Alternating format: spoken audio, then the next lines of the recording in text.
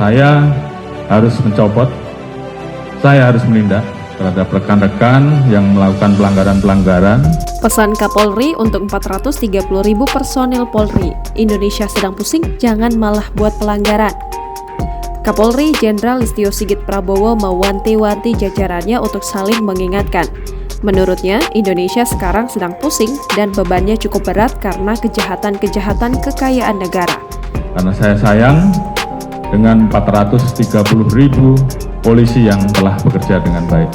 Oleh karenanya, dia meminta para personil Polri menindak tegas kejahatan-kejahatan ini, bukan malah melakukan pelanggaran.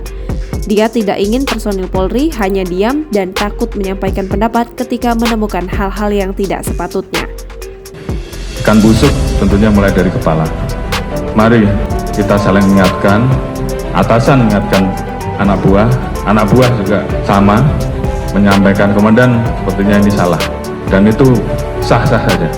Sigit pun mewanti-wanti semua anggota Polri untuk menghindari pelanggaran-pelanggaran, khususnya terhadap hal-hal yang dapat mencederai rasa keadilan masyarakat. Dia mengancam akan langsung mencopot jajarannya yang kedapatan melakukan pelanggaran.